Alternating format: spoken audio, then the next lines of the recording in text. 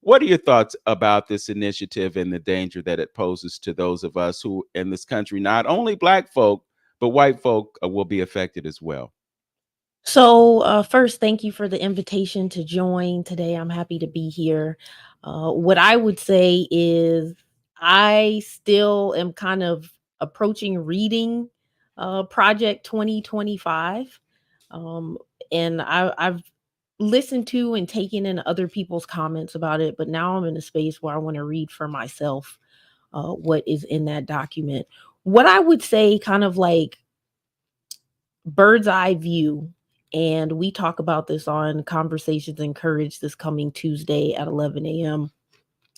I think it's very important for us, the electorate, to not get so freaked out or engaged in all of the chaos that is happening right now that we take our eye off of doing the things that we still have the power to do, making sure that we're educated, that we're checking our voter registration, registering to vote, and then actually voting, right? And so, one of the things that I think is most dangerous about Project 2025 is that it's already happening. So, I hope people really understand, like, if you pay attention and start connecting the dots in chess, the person who wins the game in the game of chess is the one that captures the king at the end, right? Checkmate, or creates so many scenarios where the king doesn't have very many options of movement. And honestly, that is kind of what is going on with democracy right now, and certain freedoms that we here in the United States perhaps take for granted. And so, what I want people to understand is, when we look at what has happened with the Supreme Court, having six um, extreme conservative justices who were handpicked by Leonard Leo, um, also influenced by the Heritage Foundation, the court has been captured. Okay, so one of the things that I argue is that people talk about January 6th, and yes, it was an insurrection, but a significant coup happened. Checkmate is the presidential office, right? So I want people to really understand that it's not just about Project 2025 and the plan that the Heritage Foundation has put together. And the fact that it's almost 1,000-page document is very intimidating to a lot of people. It is part of the agenda to keep you off kilter, to keep you confused, to keep you distracted, right? And so, what I want to encourage people, as the number one energy elevation coach who helps people transform their relationship with fear, stagnation, and stress, is to keep our eye on the ball. And what are the balls right now? Your self care, your prayer, making sure that you check your voter registration, informing yourself in manageable doses about things like Project 2025, and then taking action to use your voice and help encourage other people to use their voices. I was just talking with someone yesterday about Project 2025 who supports Donald Trump. And all I can say is, this election is not about two old white men who are only a few years apart in age. It's about ideology, right? It's about, what kind of country do you want to see and live in, not just for ourselves, but casting our votes is about the babies coming behind us. What kind of world are we going to leave to them? Are my nieces and my nephew going to have fewer rights than me or my grandmother? That's what I care about, right? So I think bringing it home, landing my plane in reference to Project 2025, it's not something that I think we should take lightly. It is an agenda that is being implemented, and we're seeing the results of it with what happened with Roe versus Wade being rolled back, what we've seen with the uh, making it more difficult for people to vote, and what this extremist right wing majority on the Supreme Court has recently issued with the decision for presidential immunity. So people should understand, like, don't just be freaked out about that document. Like, really understand, with the document or not, it's already taking place. And the real stop measure is us exercising our voices. Yeah, I want to wholeheartedly agree with you. And that's one of the reasons that I decided to do this show, because I think that it's important for people to be aware of what their thoughts are and what they would like to do, but also be aware of the power that we have as voters to detour that course of action that they want to take. Want to shift gears and talk to Derek, who, among other things, is an enthusiast about African American history, such that he decided to create a superhero. And that superhero is a direct reflection of his awareness of who he is and his self. So when we look at this project and we see how many things are detrimental to us, and we see how important it is for us to have an awareness of who we are and what we can do, I think there are some ties between your mission as an author and our mission as voters to take action, because we can look at what's going on and sit back and just watch it unfold and do nothing, or we can do what we all can do. And it's not a situation where you have to have one person who does everything. It's a collective effort that creates the success that we would like to see in terms of pushing back on some of the things. And Imani, I'm really happy that you talked about the things that are already in progress. When we look at Ohio and we see that we have a Republican legislature, and we look at the way they are dismantling the Department of Education in this state, and we realize that the states are primarily responsible for the education that happens within those states, we should be energized not only to deal with what's going on in Washington, but also to deal with what's going on in Columbus. You know, they tried to pass an initiative that would require a greater majority and take power away from the citizens to file petitions and initiate actions against things that they don't like seeing happening to them as a result of things that legislators are doing. So the people have the power, but they don't understand the power that they have. So, Derek, just if you would like to give us your thoughts on what you see in Project 2025, why it's dangerous, and what you think we can do. Well, thanks, excuse me. Thank you for having me. I really believe it's dangerous because it's taking away people's right to be who they naturally are.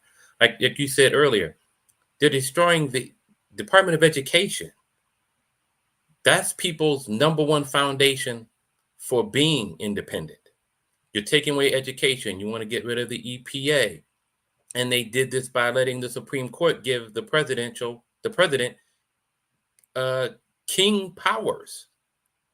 So we're automatically eliminating the right of people to think for themselves and to choose for themselves.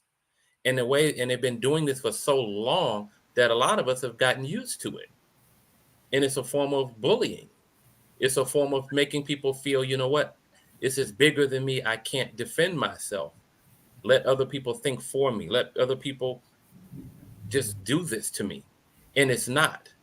And this is a time more than ever that all people need to come together and keep America a United States instead of a controlled one. Yes, absolutely. I want to just read a few of the things that it proposes. Among other things, it promotes the idea of cutting overtime protections for 4.3 million workers. It looks to stop efforts to lower prescription drug prices. They actually want to raise the prices.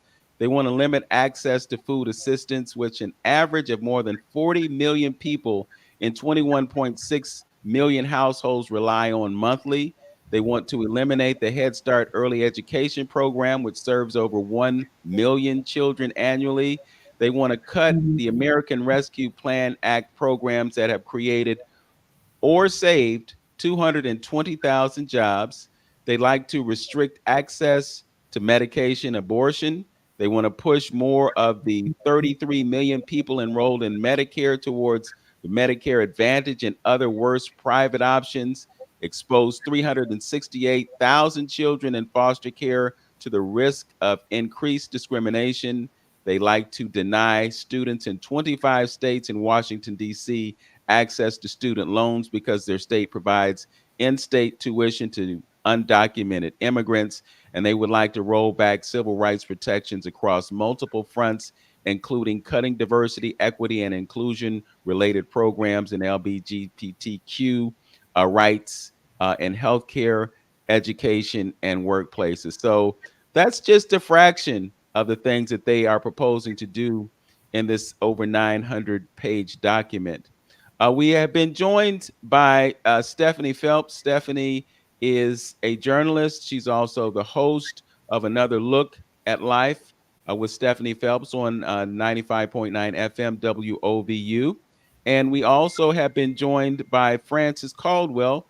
Frances is the executive director of the African American Museum right here in Cleveland. And she has some interesting perspectives, and we like to get those as well.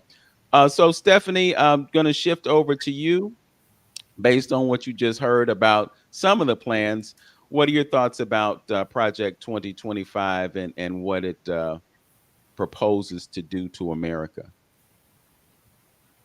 I think your mic is muted.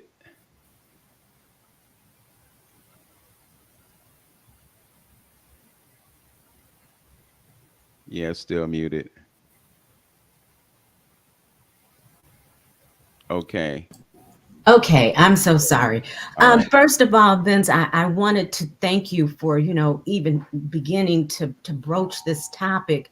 As has been mentioned, a lot of people don't know a whole lot about this Project 2025, including myself, but I do welcome the opportunity to lend my voice. And the fact that this 1,000-page document can be somewhat intimidating. And needless to say, I have not gone through the document. But overall, I think that the project sounds dangerous, and it does not sound like it is a document that represents democracy. And so I think my overall thoughts, I looked up some things regarding these 4 pillars of this project. And the first pillar is to put into place a consensus of how major federal agencies must be governed. So that sounds to me as if there is some kind of a mandate through this Heritage Foundation where they think that there is a specific way to govern the United States. Pillar number 2 is a personal database that allows candidates to build their own professional profiles and for coalition members to review and voice their recommendations. So that sounds to me like putting certain people into place to govern the United States. So it sounds like, as a matter of fact, I believe Imani mentioned this, which is, you pick your Supreme Court justices, and then there's an agenda so that if you get into problems or if you get into trouble, that you have somebody to give you an out. Also, there's a presidential academy, an online educational system taught by experts from their coalition. And for newcomers, it will explain how the government functions and how to function in a government. And so the last one, or the pillar 4, this is the actual playbook that they say that they are forming agency teams and drafting transition plans to move upon the presidential utterance of "So help me God." So as soon as the president, according to this, and this is actually from the Heritage Foundation's website, that this plan would go into place as soon as the president takes the oath of office. So Yes. And I want to point out, in addition to that, that they want to roll back some of the protections for civil service employees so that they can be replaced with folks that they want to put in those offices. And the issue with that is that you could put folks into positions that aren't really qualified to do that work. And so when you talk about government efficiency, putting folks who are not qualified into those positions is going to result in a government that does not work as efficiently as it should. There is just all this talk about deregulation, and deregulation in many cases is something that's necessary. I was thinking about this as I was looking at some of these issues last night. Just the idea of doing away with the Environmental Protection Agency. Many may not know, but it was actually between Mayor Carl B. Stokes and Congressman Louis Stokes that the Environmental Protection Agency was created. And one of the things that makes it so meaningful is that environment is one of the greatest things that impacts the health of people who live in cities. So, the environment is extremely important. And, when they talk about environment, they always put it in the context of global warming and, fighting on carbon emissions and all that other kind of stuff. But there are other environmental issues like lead in the paint, lead in the water supply, chemicals in the water supply. And we haven't even begun to peel back the layers of the impact of microwave radiation and ways that we are affected by things that we cannot see. So to remove regulations that deal with protecting us through having standards for our environment is extremely troubling, because if you look at just the idea of depopulation, these environmental factors contribute to depopulation, and depopulation means less of us. But ironically, it also means less of them because they're not immune to the things that happen within our environment. Want to shift gears and move over to Frances Caldwell, who has some interesting views about Project 2025. And in our pre-program conversation, she mentioned that it's something that she doesn't feel has a chance to pass, or maybe she has some additional thoughts. So Frances, again, is the executive director of the African American Museum here in Cleveland. And I think it's also appropriate to mention that she is also one who is Republican. So if you'd like to give us your thoughts about Project 2025, the feasibility of it, and just the other thing that concerns me about it is that it seems to be anti-Black, and the platform of the 45th president seems to be an anti-Black platform. So I just want to get your thoughts about that. Your microphone is muted. Okay, how do I do that? You good now? We hear you. You hear We me? hear you now. Okay, cool. Yeah. Okay, when Vince called me day before yesterday and asked me, I heard of Project 225, but I heard things on the news, but I never really read it or heard people talk about it. So he sent me a couple links and I listened to, the two people, and it's really scary, oh my gosh. So I agree with everyone on that. But when I thought about it, in order for it to be enacted, it has to be a law. It has to go through the Congress, it has to go through the Senate. And then when I looked up the numbers for how many Republican senators, how many Republican congressmen, the Congress is predominantly Republican. The Democrats are very close. So it's like a 222 Republican congressmen, 216 Democratic. Now, when you go to the Senate, is more Democrats in the wait a minute, it's 49 Republicans for the Senate and 48 for the Democrats. Okay, I got it straight. So in order for that to pass, the majority of the Congress and the majority of the Democrats have to pass it. And I also found a few Republicans online who are against Project 225. So my answer to when Vince and I talked about it is that even though it's very scary, and I agree with that 1000%, and I'm not for it at all, but you need the Republicans and the Democrats to come together to make it a reality. And based on the numbers and how close they are and how many Republicans I've found who are totally against it, I don't see it happening. It like is, to me, is unrealistic. Okay. I am not aware of the process, but when I reflected on what happened back in 1980, and this is where it became personal for me, Mm-hmm. because in 1980 I was awarded a grant to attend Bowling Green State University and achieve a master's degree that was related to public affairs television.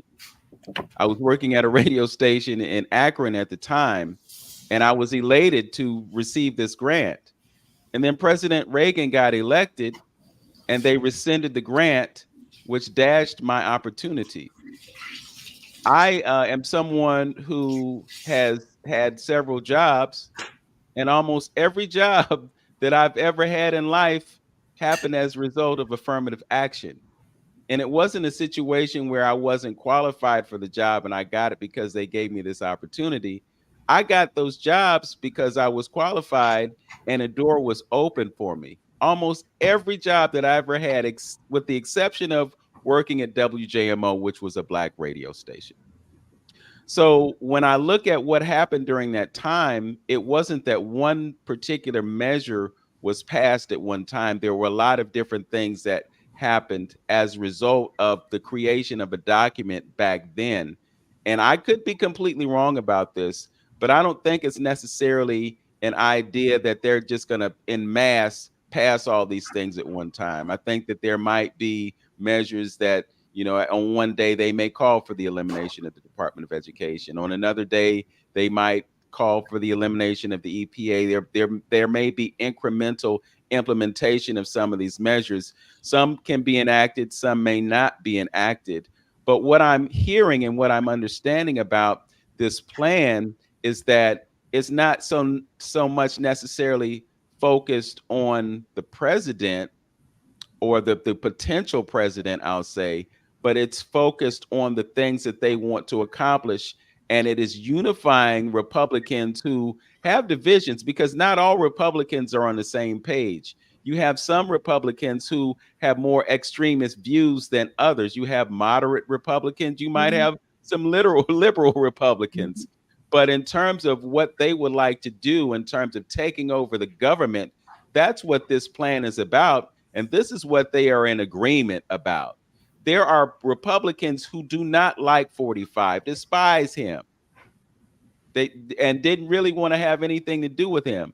But I think what they're seeing right now is an opportunity to do some of the things that they would like to do and get some of the things that they would like to see done, accomplished. And I think that's where the real danger is.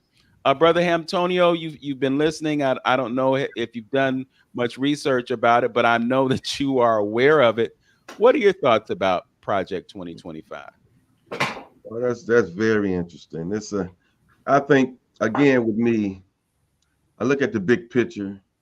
I look at the root cause. I look at where we are as a country and where we stand globally. So you got to put it all together. And I think we're on a path, on a course that has been plotted for a long time. And you can see these pieces. You even went back to Reagan talking about different things being implemented. We all talking about an issue of population control. This is what this is all culminating to. You know, they talked a little bit about the reset and the Great Reset Global. We got to keep our eyes open and focus about the larger picture or where we going with this. I mean, because regardless of who's president, you know, America's going to play a certain role into the global scheme of things, regardless of who's president.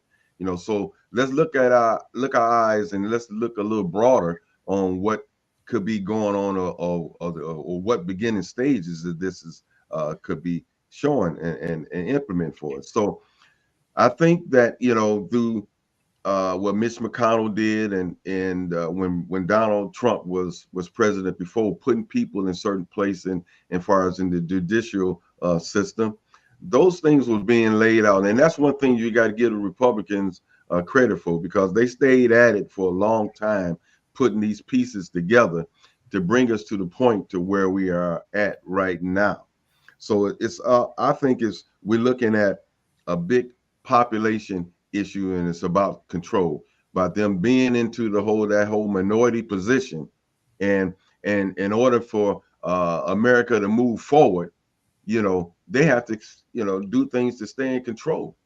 You know, and this is about control, and it's all about the numbers. You know, it's not a coincidence that we having these abortion conversations. It's about the numbers. It's all about the numbers and control. So we expand our mindset in thinking this is a global thing. So Black folks, you know, we can talk about the Republican Party and we can talk about the Democratic Party, but the point is, you know, since we've been over here, they've never been in favor of Black folks, regardless. You know, since we've been getting hammered since we've been here, and the point is, we're in this psychosis for so long that we don't see this, you know, and it's, you know, it's been a lot of effort, a lot of money, a lot of time, a lot of energy put into getting us into this Stockholm syndrome, into where we can't see our way through. Now, we can go on and take sides on the Democrats and Republicans, you know, but, you know, until we get to the point of understanding, being a community inside of a community, we just going to go along for the ride. And we've been going along for the ride for 400 years, you know, with adversity and with things going on, you know, to cause problems. But we got to wake ourselves up out this funk that we're in right now. And these folks is talking about resetting this situation, setting this up to where to at least even people are entertaining Donald Trump at this point now, because democracy don't work for them anymore. They know in 20 years this is going to be a Black and brown country, okay, and they're not having that, okay. So they're entertaining a dictatorship for the simple reason because even in a minority position, they can still be in control. This is what this is all about. This is this change up, and it's been prophesied. So we have to find ourselves, and through our energies, you know, find out and stake out a situation for us as Black folks, because we keep trying to make a system work that was not put together for us in the beginning. You know, we try to make amends or make something happen and make something out of this capitalist system here that makes it works for us, and it's not going to work for us until we get ourselves together and understand who we are and go back to some of the things that our ancestors laid out for me. That's how I look at this whole scheme of thing, because it's not all about just America right here, because it's a global movement and a global thing that is going on that's going to affect us all. So we got to expand our boundaries.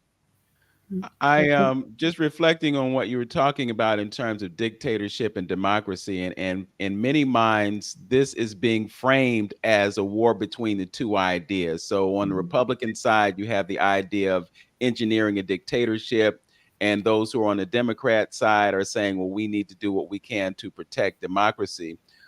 Derek, in the private chat, you mentioned what happened with the Supreme Court and how they created immunity for the president. And so we have somebody who has been convicted of 34 felonies, and he's having serious conversation about being the president of the United States. But then you have brothers who have been convicted of having a couple of joints, and they can't get a job, can't apply for a job, can't get food stamps or anything like that. So talk to us about the engineering of dictatorship through this process, if you could.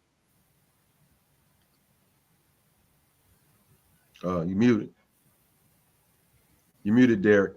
Derek, you're muted. Sorry about that. That's okay. People forget During the insurrection, while people are arguing that, he also stacked the courts that benefit himself specifically. He stacked the Supreme Court with 3 justices. One was, rationalized an alcoholic. The other one was just a glorified paralegal who specifically benefits him. He put over 200 federal judges throughout the country, one of which is what's keeping him out of prison right now for sabotaging the government. It's made for him to be a dictator. The final blow was the Supreme Court giving him powers that no president has ever had. So when we say, well, it may not pass in the Congress or the Senate, it's irrelevant. He made it so where he can pass anything he wants, and he made it specifically for him. So this isn't about. That's not true. Well, it is true. He did it. He's doing it. I mean, it's not a belief system. He's doing it. He's got it right now. But if you think about history, the question people need to ask themselves, with all these policies of Project 2025, who benefits? Do the American people benefit, or does a certain demographic benefit? Because as what was just recently mentioned, the demographics are changing very rapidly. Already in a global society, white people are 10% of the global population, and they're diminishing in America. So we only have about 20 years before white people are a global minority and a national minority. You have to change that. Project 2025 changes those dynamics. So even though they might be a minority, those powers switch from one demographic to another. Right. Yeah. And when you look at presidential politics, we have an electoral college, right? You got, I don't know, 330, 340 million people in this country. Not everybody votes, but it's the electoral college that chooses the president. So you still have a minority that makes the decision. And if you go back a few years, the Supreme Court chose the president. So, sometimes I just wonder about this idea that we live in a democratic society. It's democratic to a point, but not completely. And so I don't want to negate the power that we have as individuals with our votes. But when you look at the big scheme of things, it's always a few people who are making decisions for the masses of people. Right. This is something that I thought about earlier in the week after I saw a video on TikTok. And I don't know why it just resonated with me so greatly. It was the idea that one person in the name of Elon Musk has $200 billion. $200 billion in terms of his assets. And there are approximately 8 billion people on the planet. Wow. So this person with $200 billion could give up $8 billion, not miss a meal, not miss a flight, not miss a chance to live in his mansion or small house. And everybody on the planet would have $1 billion, and it's money that makes the world go round. So if everybody has $1 billion, everybody eats, everybody has a place to live, we're all good. But we live on a planet where 1% of the population controls 99% of everything, and they want the other 1%. Where is the equity in that? And then you want to have conversations about eliminating diversity, inclusion, and equity. Again, they're already doing that in Ohio.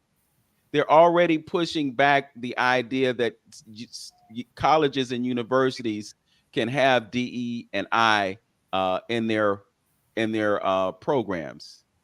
They don't want administrators to receive the training, to be mindful or aware of it and implement it in their practices. I mean, this is extremely dangerous when you look at what they're thinking about. I want to shift gears, and since we're talking about legislators, and I have to mention that Representative Sheila Jackson Lee transitioned. I want to give her respect. She was a warrior for Black people in our country, and we so appreciate her service. At this time, I'm going to bring into our conversation our Congresswoman here in Northeast Ohio, She is Chantel Brown, and I'm sure she has some thoughts about Project 2025 and what it represents. So welcome to 360 Info Network, Congresswoman.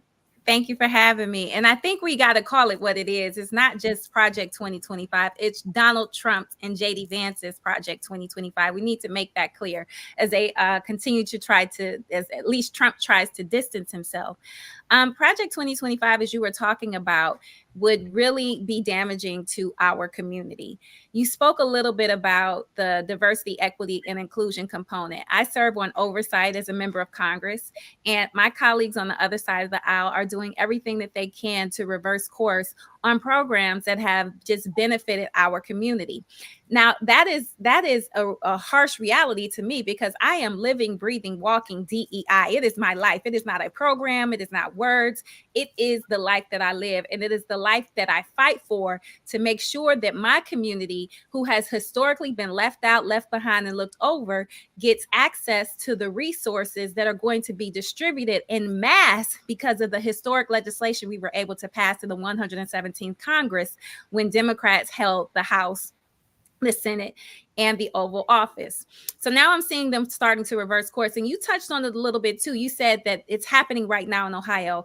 I would be remiss if I did not remind people about last year's two elections. One was in August, one was in November. The August election was their first attempt to usurp the people's power by removing the simple majority, by upping the threshold from a simple majority to a super majority, which would mean one person, one vote would no longer be equal. They wanted to raise that threshold from a simple 50% plus one to a 60% threshold. Now, when the voters found out what the extreme MAGA Republicans of Ohio were attempting to do, I was encouraged because they showed up in record number at a time when Republicans had said before this they would not hold special elections in August. So they are willing to go against their own rules. They implement this cheat them if you can't beat them strategy. And so we saw this play out right here in our very own state last year in August of 2023 with issue 1. And that was because they wanted to raise the threshold because they knew there was going to be a ballot initiative to enshrine women's rights to make their own healthcare decisions in November. And that was the second issue 1. And again, we did the same thing. We came out in record numbers when people found out that they were going to try to implement an abortion ban. And I know sometimes the word abortion is taboo in our community, but let me remind folks that we are the state that had a 10-year-old rape victim that had to flee our state to get the health care that she needed, because abortion care is health care. I need to remind people of our sister in Central Ohio, Brittany, who was undergoing a miscarriage in her bathroom and had something natural. The fetus was clogging her toilet, and they wanted to charge her with an abuse of a corpse. Because this is the society that they want to have us live in under Project 2025. They want to criminalize healthcare decisions. Anybody who wants to make a decision as it relates to getting the healthcare that they need, they're prepared to criminalize that in Project 2025. But again, what I'm encouraged by, the good news is when the voters found out what they were attempting to do, and they used a lot of dishonest, deceptive, and deceitful tactics to try to misrepresent the truth of issue 1 here in Ohio, both times.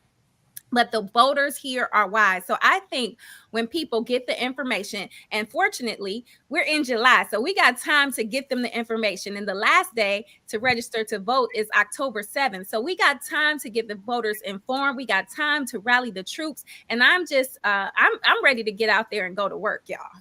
Okay. So you mentioned the power of the voters, and I have to go back to the presidential elections that elected President Obama.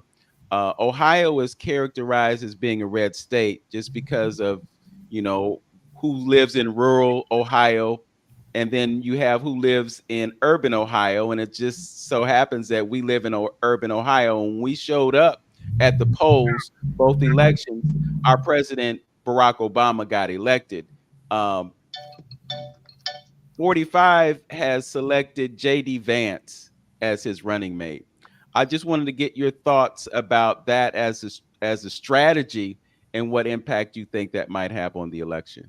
Well, what I do know is we know JD Vance here, and I think that the people of Ohio are experiencing buyer's remorse. Those of us who were aware and supported my good friend Tim Ryan are just recognizing or are seeing how people are now responding to JD Vance. He is a person who has bent over backwards, tied himself into a pretzel to cater to an audience of one, and that is Donald J. Trump.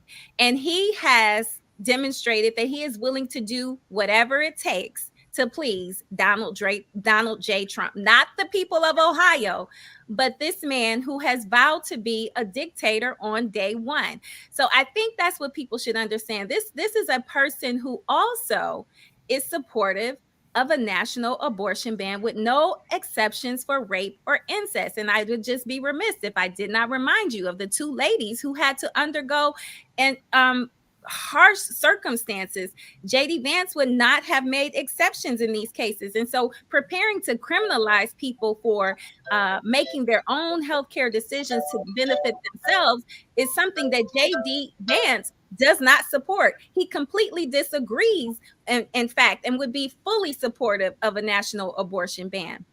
The other thing I think that's important to know is that when you have somebody who is willing to twist themselves into so many knots, almost to the degree of becoming a pretzel for the pursuit of power, then that is a person you cannot trust to make decisions for the benefit of their own constituents. This man has been in office less time than I have, and he is already on a fast track to be the second most powerful man in the country, only second to a person, again, who has proven that he will do anything that he can to stay out of jail. So he is not working for the public.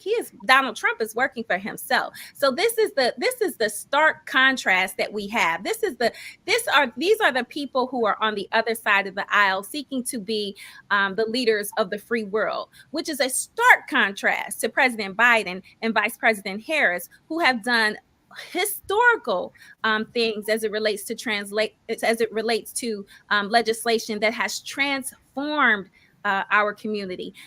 I have to say this. I have to ask people to think back to 2016. This same type of energy, this waffling back and forth, this I'm not sure, or I'm not going to participate, or I'm going to vote third party because I don't like either candidate, is what got us Donald Trump in the first place. That's what got us Donald Trump in the first place. And because of that, he was able to appoint not one, not two, but three Supreme Court justices that we're talking about, these decisions that have had disproportionate impact on our lives. So because of him, and because people didn't show up in 2016, we got Donald Trump. He appointed these three Supreme Court justices who will be there for a lifetime. This is not something that is easily reversed, especially if we don't show up this election. And those three Supreme Court justices overturned Roe v. Wade. And I'll never forget it. It was my birthday, June 24th, 2022. So when we say elections have consequences, that's not just a cliche, because that is a direct result of elections having consequences. And then they overturned the affirmative action as it relates to education.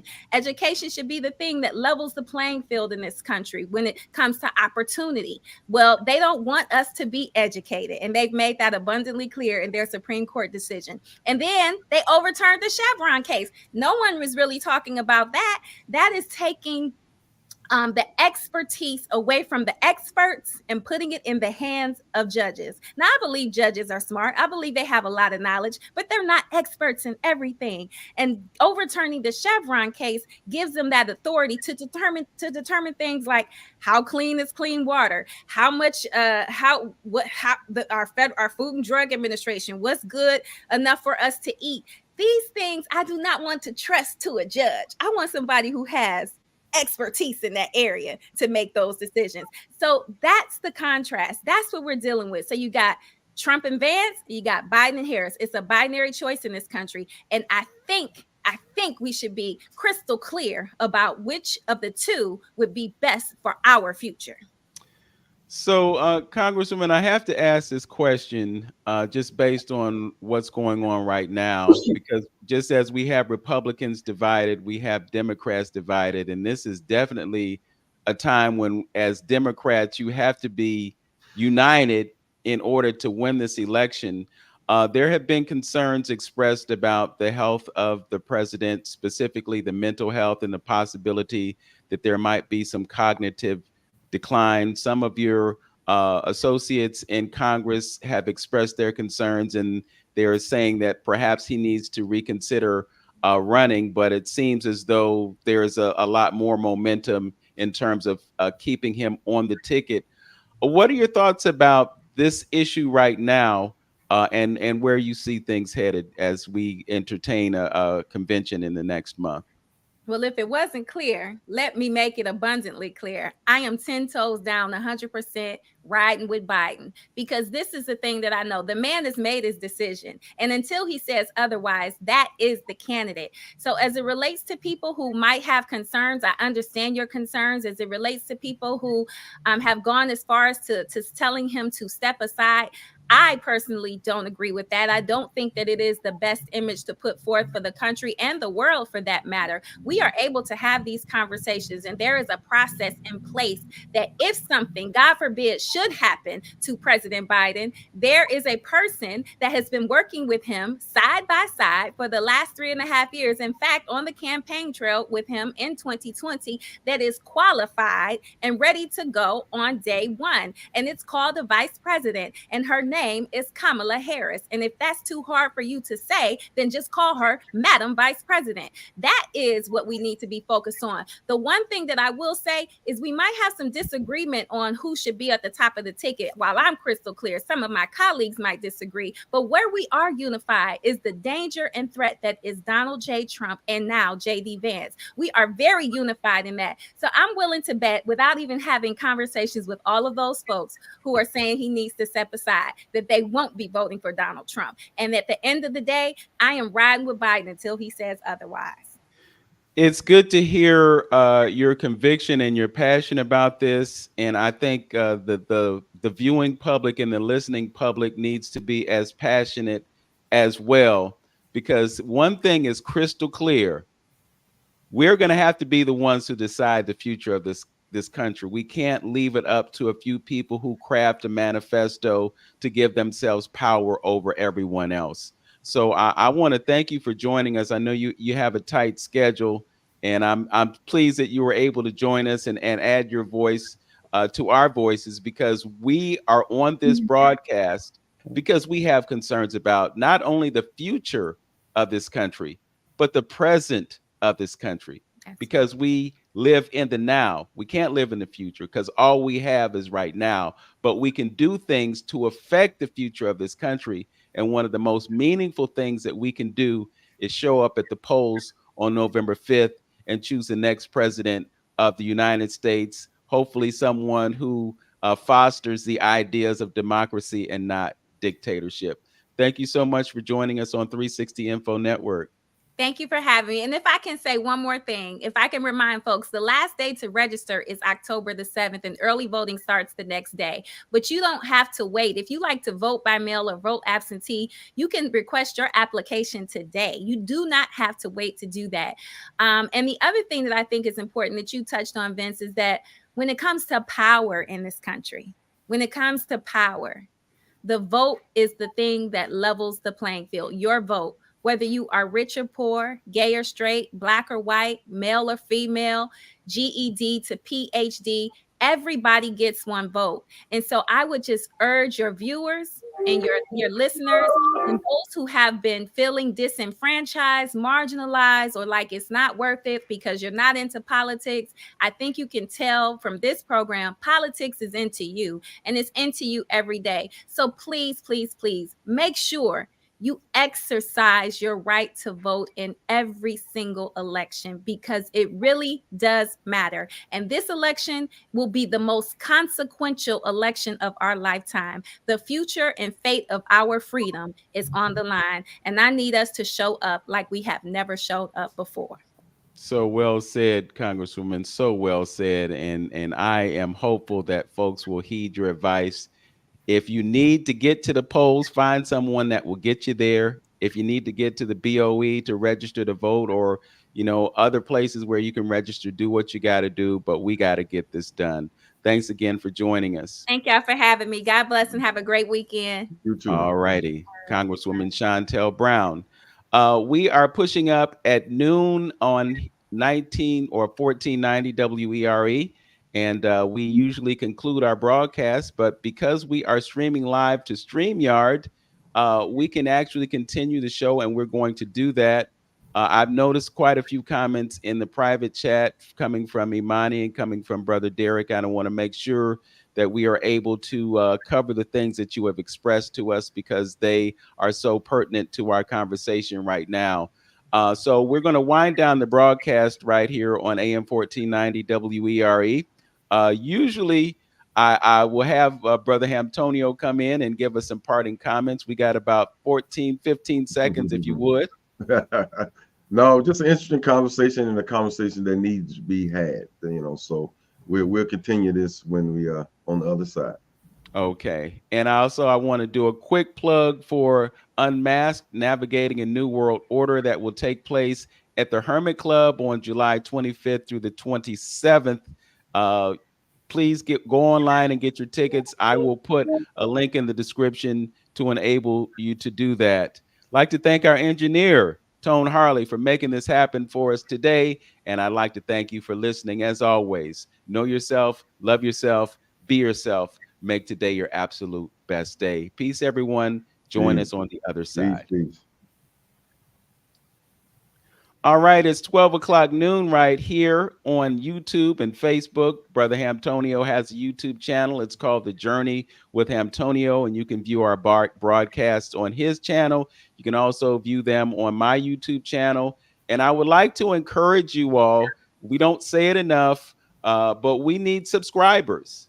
Doesn't cost you anything. All you have to do is punch the subscribe button and hit the notification bell. And when we do broadcasts like this, you get a notification about the broadcast, and you can always go back and watch it at a future time if you're tied up at the moment. So go to our YouTube channels, like, comment, subscribe, and at some point, it's going to be a tremendous benefit to both of us and to you as a listening and viewing audience. I want to bring Imani Capri back in, because this young lady right here, I look at as a bonus daughter, but I look at her also as someone who is extremely connected to young folk and the elder generation, because she's kind of in the middle of those two things. And she's just so knowledgeable and so aware. So I like to lean on her to get her perspective on certain things. And obviously she's done her homework and will continue to do the homework. And I heard, we didn't read 900 pages. We both kind of looked at some summaries and some, encapsulations of what this document calls for. But we're also aware of some of the nuances, and we're also aware of the intent. So you talked about J.D. Vance being selected as a running mate, and we haven't even gotten into what has happened in the past couple of weeks in terms of an attempted assassination that for some looks kind of questionable, like things don't really add up in that whole scenario.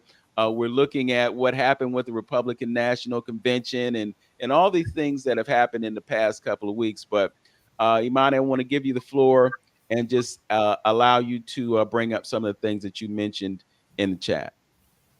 I want to, again, thank you for the invitation to be here. I think Congresswoman Brown was spot on. It's not something that I talk about a lot, but I am also a Central Committee precinct person with the Democratic Party here in Cuyahoga County in Maple Heights Precinct 2B. And, what people need to understand, like the ground game, politics is a numbers game. Numbers in terms of people who vote, and numbers in terms of money that is put behind candidates, campaigns, and issues, right? And so when we talk about Project 2025, we talk about the Heritage Foundation and a host of other conservative organizations. There are some people that I want to encourage the listeners or viewers to just go research. Google Leonard Leo, a conservative legal activist, former vice president of the Federalist Society, and then Barry Said. These two individuals represent the power behind organizations like the Federalist Society, other conservative think tanks, right? The office of the president is secondary. Think about, if anybody has read or listened to audiobook The 48 Laws of Power, there's a principle in there talk about cat's paw, right? It's basically like a political 3-card Monty. And you're trying to figure out, where's Waldo? Well, Waldo is the money that is funding all of this, right? And there's a whole there's news articles that you can go read on this. There's broadcasts that have been done on MSNBC a year ago, and even with more recent updates. There is, I don't know if he's a congressman or a senator from Rhode Island that I was listening to today, who has been consistently doing presentations on who Leonard Leo is, his connections to the Supreme Court justices, how he handpicked them and recommended them to Donald Trump. His relationship, Leonard Leo's relationship with Clarence Thomas, and the funder, one of the donors behind Leonard Leo, Barry Said, who donated $1.6 billion through a host of like front organizations to this cause. So I want people to understand that, again, the true stopgap is us. What Congresswoman Shontel Brown shared about what happened here in Ohio last year in August, and the Republicans here trying to take away a simple majority when it comes to voting and getting initiatives on the ballot, and then the battle for women's reproductive rights. What stopped all that in the state of Ohio? The citizens of Ohio did. And in order for that to have happened, there had to have been people across party lines who voted for those things to not happen, right?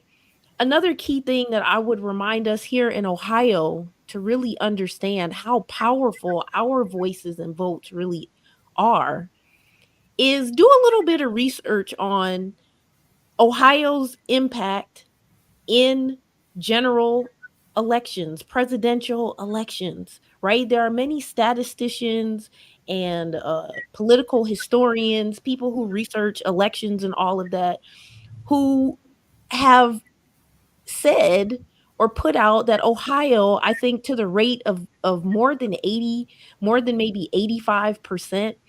What happens here in Ohio in terms of who voters in Ohio end up voting for as a presidential candidate, those individuals end up becoming president at a very high rate.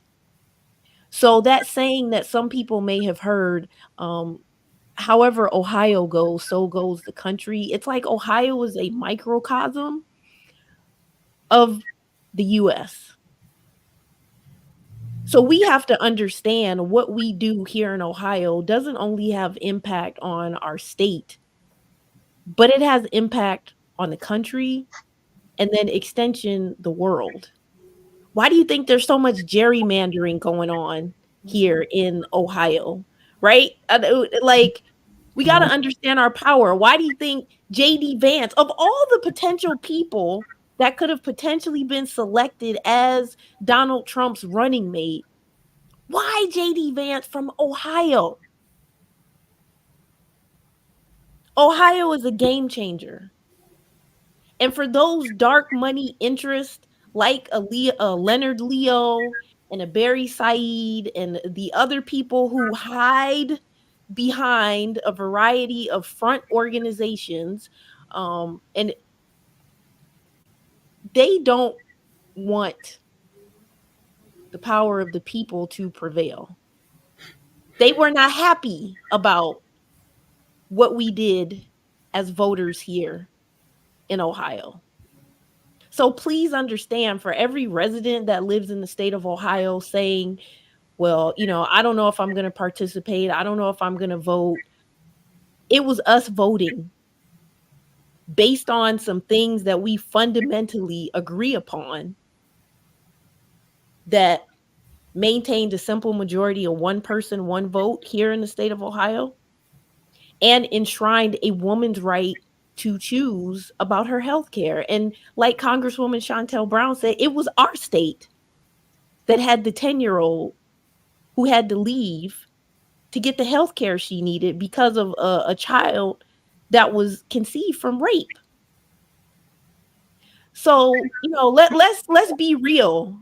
And for all those young people out there who sometimes question whether or not they should vote, I really want to charge the elders in our community and every person on this broadcast to try to connect and reach as many young people as you possibly can, to encourage them to understand the power that they have and to use it, right? And the divine irony, the other thing I would remind people, as my service as the #1 energy elevation coach and helping people transform their relationship with fear, stagnation, and stress into deeper levels of courage, healing, transformation, and personal power, is to understand that nothing that happens in the physical occurs without it happening in the spiritual realm first. How ironic that the assassination attempt on Donald Trump would come from a 20-year-old registered Republican young man with a weapon that same party has refused to pass reasonable gun legislation on. So I say that not to make fun of the situation, but to show people, as above, so below. What comes out your mouth, the power of life and death rests in the tongue, right? Our votes are an extension of our voices. Our votes are an extension of the power of the throat chakra. So when we activate and use our voices and empower our young people to do the same, when we meditate and we elevate our prayer life, no matter what religious philosophy you may follow, we can shift the reality on an energetic and spiritual level.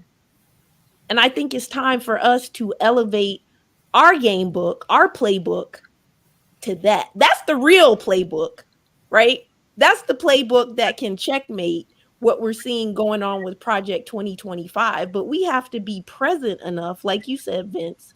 We have to be present, not getting distracted by all the chaos that is Donald Trump and the news cycle and all of those things, to focus in on the things that we still have the ability to influence and control, which is actually a lot, but it's a ground game, and we have to share these knowledge points and encouragement with as many people as we can, and especially young people. And then we have to get out and really stand on business.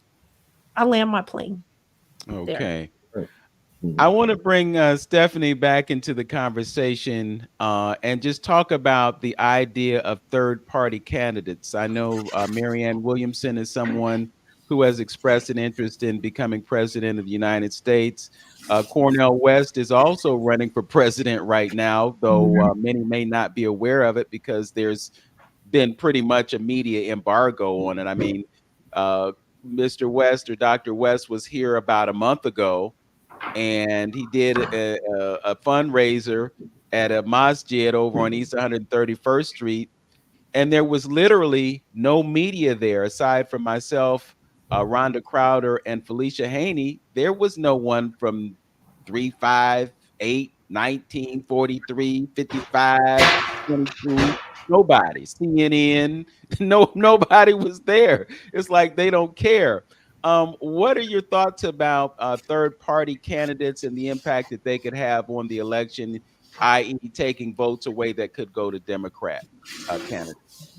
Okay, so I first of all want to say that I'm trying to keep my journalistic hat on as much as possible, respecting the tenets of journalism and not weigh in with personal opinions.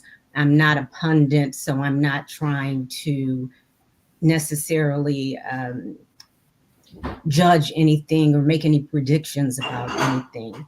But having said that, as you mentioned, Vince, you and I have talked about some of these issues, and that brings up Marianne Williamson. This kind of speaks to some of what Amani said as far as the spiritual and just, understanding that we are all one. And I think that Marianne brings a lot of that to the table in her as part of her platform. But when it comes to third-party candidates like a Marianne Williamson or a Cornel West or anyone else, I've been thinking about something that I heard that says that if the president, Biden, does decide to step down, it's a matter of when he steps down. And is that going to be before the convention, or will he make that announcement after the convention? My understanding is if he decides to step down, resign, whatever word we want to use, that before the convention, then that would leave an open convention and a free-for-all for, just about anybody to say that they would like to run for president of the United States, I believe, as long as they're a delegate at that convention, which is, I know, over 200 people. So, yeah, those are just my initial, thoughts and comments regarding that. I think that we'll just have to wait and see how everything plays out, and then determine from the actual candidates who are going to be the finalists, I guess you would say, who would be best for the country and protect our interests. There are some rumblings that Kamala Harris, Vice President Kamala Harris, may indeed be asked to step in. There have been colleagues in Congress who are calling for the president to resign or to step down and to make that possible. I wanted to ask Derek about it because he just mentioned in our private chat that there are a lot of people who do not want to see a Black female president. Just want to ask everyone who is on the line with us right now, what are your thoughts about the possibility of a Kamala Harris presidency? I think it makes sense. And I also think that's why J.D. Vance was chosen as Donald Trump's running mate. I think that particular choice and what J.D. Vance is about, Congresswoman Brown shared some of that, is a dog whistle, specifically to counteract the possibility of Vice President Harris potentially becoming Madam President. But she's more qualified than Donald Trump and J.D. Vance together, in my opinion. Francis, what are your thoughts about the possibility of a Harris presidency? I think she would do good. I think she, I've heard all the horror stories about her when she was in California, where people claim that she locked up all these Black men. I don't know if that's verifiable, but that's what, people talk about when you mention her name. But I think from what I've seen of her, she seems competent. She seems intelligent. She seems articulate. So I think, I think she could do the job. Okay. Derek, you raised the point. You had to dip out for a few, but we brought you back. What are your thoughts about what you raised in terms of folks not being on the same page and having Kamala as president?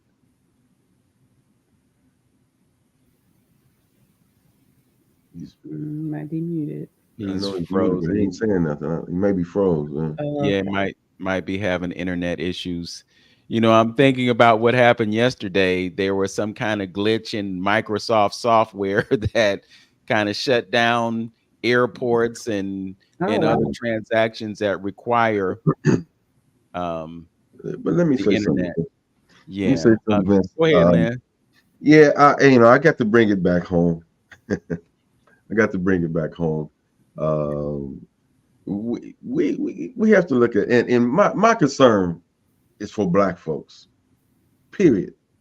That's all my concern is about Black folks, because Black folks have been subjugated, underserved, prosecuted ever since we've been here. Okay, so that's my concern about waking us up, getting us on track, and maybe getting us to an understanding of where we really at right here in this country. A lot of us just want to be accepted, just want to go along with the program, and want to use this system to our benefit. And this is the same system that got you in this place where you're at right now. And we want to use the same system to get us out. It don't work like that. You're gonna have to do something else, okay, in order to make that happen. And saying that, I want to say this, where we at right now, and the cry and the alarm that I want to put out, this is an attack on Black folks. That's all we're talking about. This is an attack on Black folks. When you sit up here and talking about I made a few notes. Critical race theory, who is that affecting? Okay, when you sit up here and talk about abortion, we talk about these numbers, who is that affecting?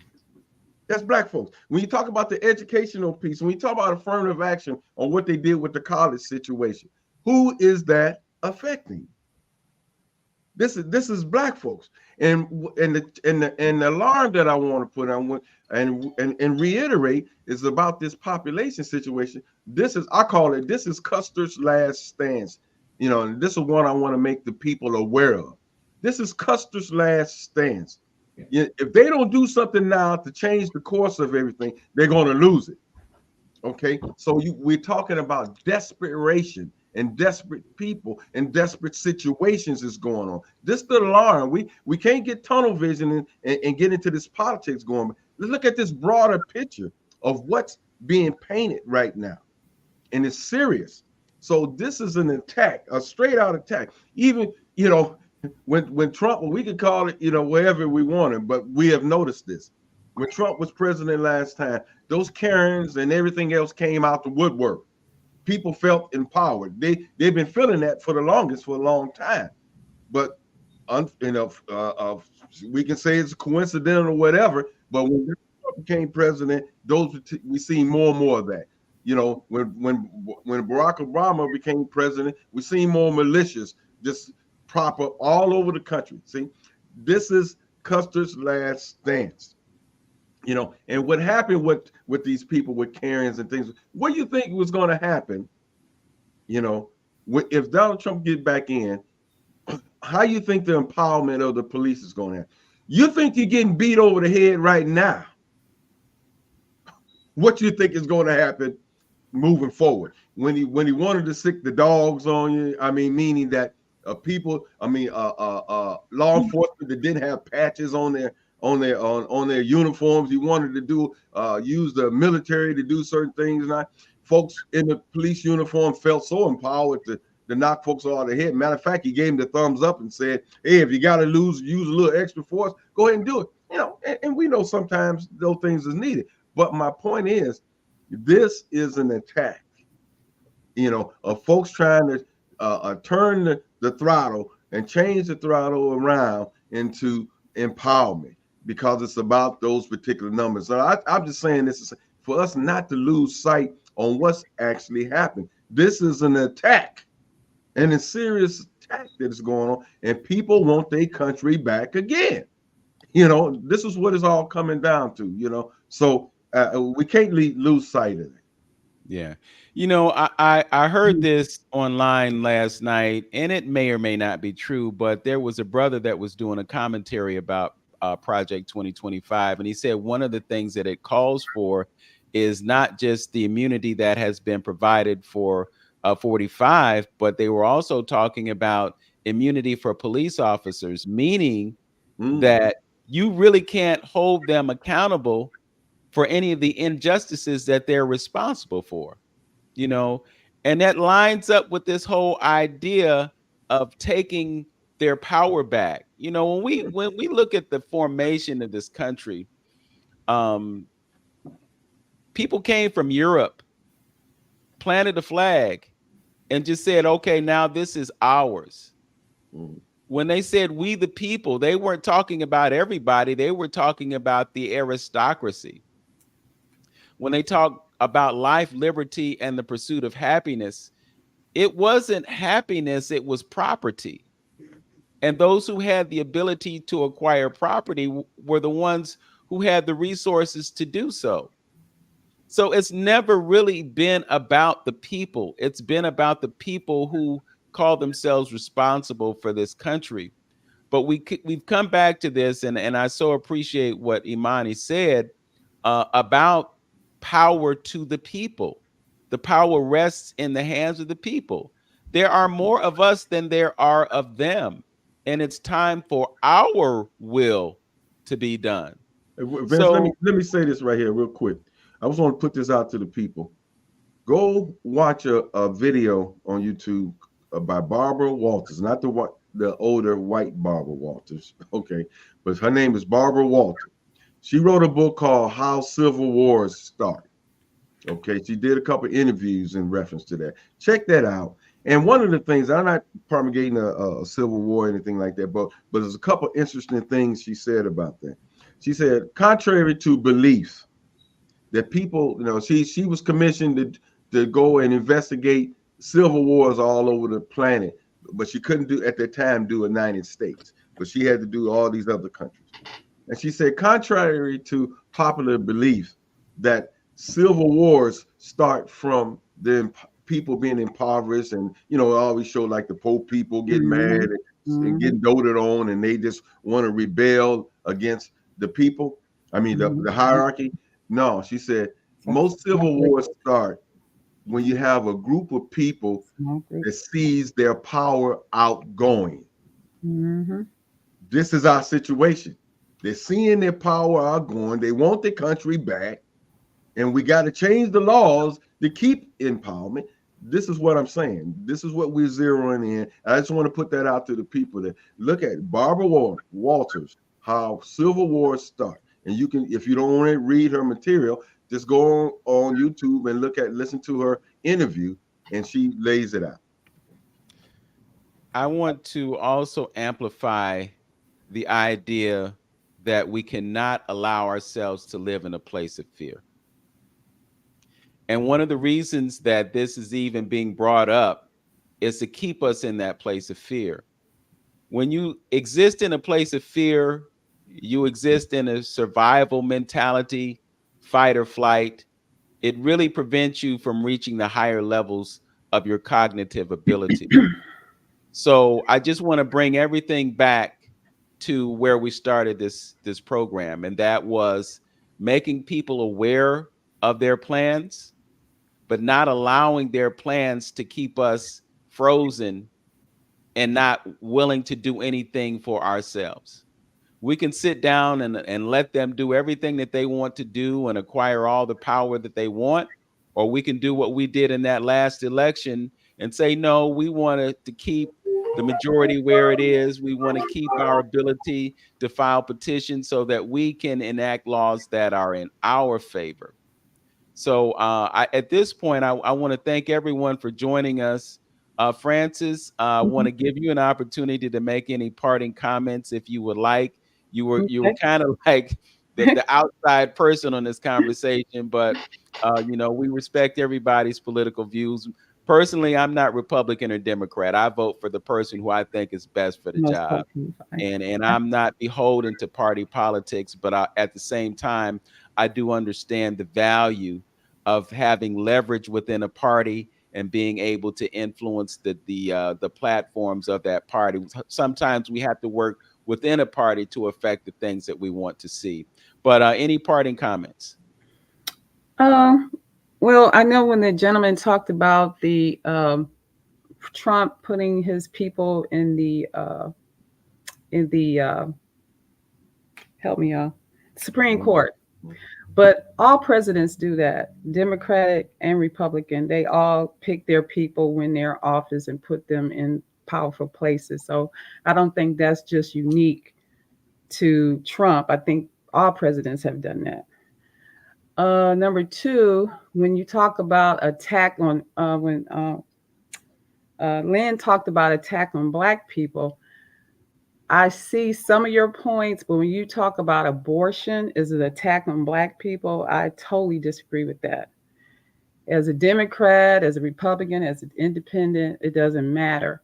The number one killer of Black people in the United States by far is abortion. Black women in America abort their babies more than any other group of women on the planet. And it's insane to me. So it's kind of like we're doing a self-genocide. So, I know a lot of people are for it and, they go protest and all that stuff. But I'm just saying on the human level, we are genociding a generation of our own people. So that's another point.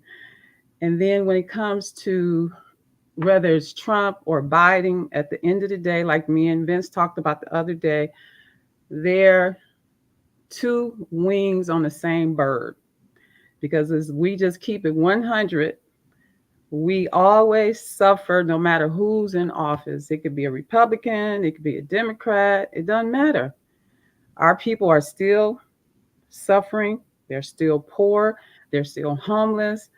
Now they got the borders open, they bringing all these new people in here, they're getting millions and millions of dollars that should go to Americans, Black, white, brown, it don't matter what color they are. They're still Americans. We have our veterans sleeping on the streets. I mean, it's insanity to me. This whole thing is just insanity that we allow all these people coming and everybody's okay with it. Oh, well, we got to look out for the immigrants. Well, why don't we look out for the people, that help build this country? They pay taxes here. So that's my opinion.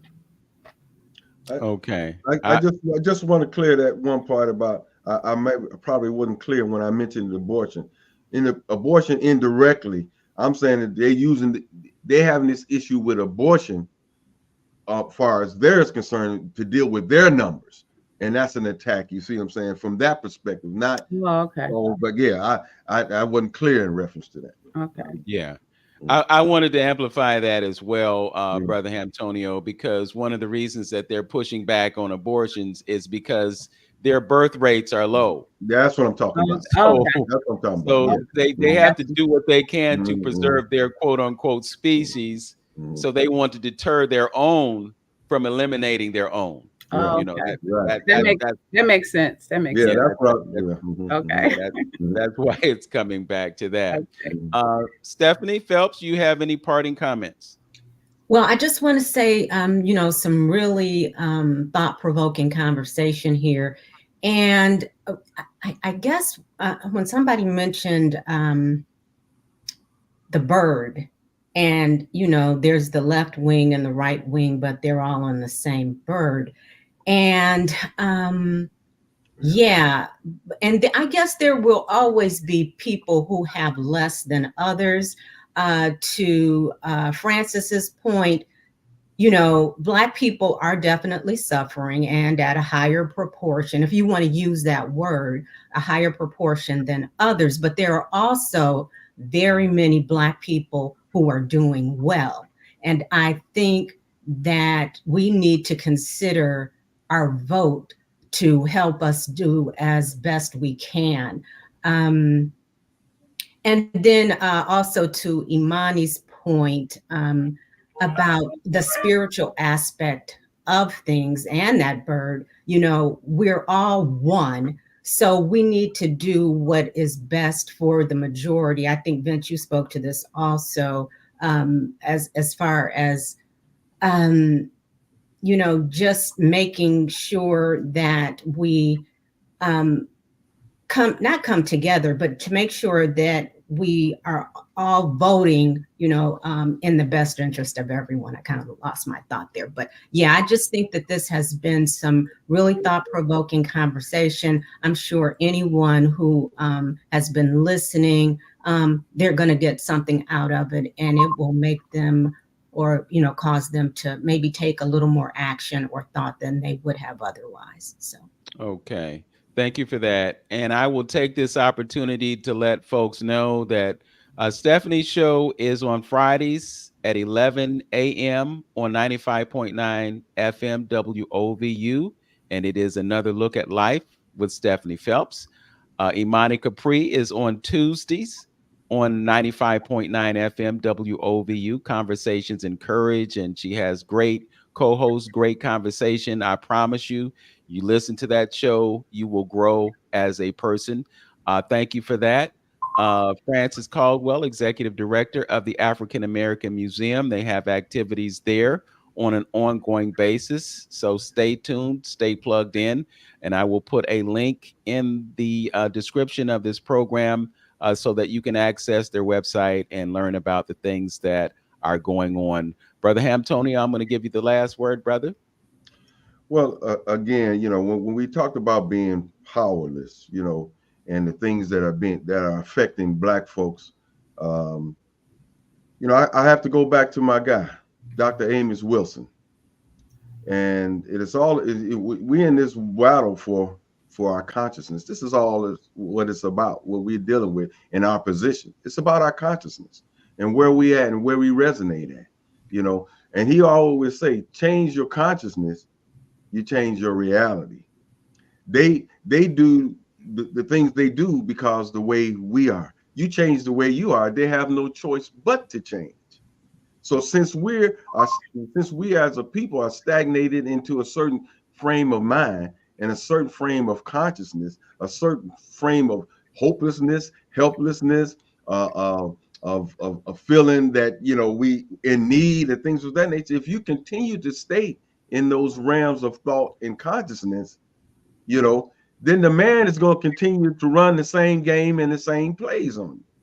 So it's easy. It's an easy diagnosis and easy fix. So our problem is, again, it's changing our reality and our consciousness, our worldview and the way we look at it. And in closing, because we don't control a lot of the platforms that we're seeing right here through the imagery and through the information that's being output. Because why would you want to deal with critical race theory? And why is that an issue? Because it's the images and the information and the narrative that is being put out there that has the ability to change your consciousness and the way you thinking, the way you feel about yourself. I'm a true believer. You feel better about yourself, you do better about yourself.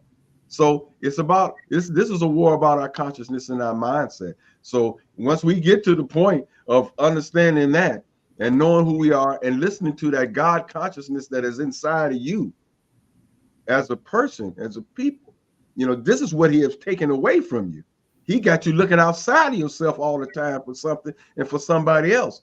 You got to go to that creator and that God consciousness that's within and listen to the voice and take the time and clean your system out, because you can't be spiritual and be at the top of your game if you keep putting all this garbage inside your temple. Mm-hmm. Amen. So, we just got to do better and be more informed. Okay. To your last point, detoxification is extremely important. Mm-hmm. You put poisons in, you got to take the poisons out. That's one of the ways that you elevate your consciousness, yes. Imani Capri. Thank you all for joining us. I am going to put some links in the description for this video so that you can read up on Project 2025. You can choose to read the 900-page document, or you can take a shortcut and read some summaries and watch some videos and have some extremely intelligent people give you some of the nuances of this. So just so that you know what it's all about. But the most important thing that we can do as citizens in this country is vote against it. So with that, Thank you all for joining us. And as always, Thank you, know Vince. yourself. Thank you. All right. Know yourself. Love yourself. Be yourself. Make today your absolute best day. Peace, everyone. Peace. Peace.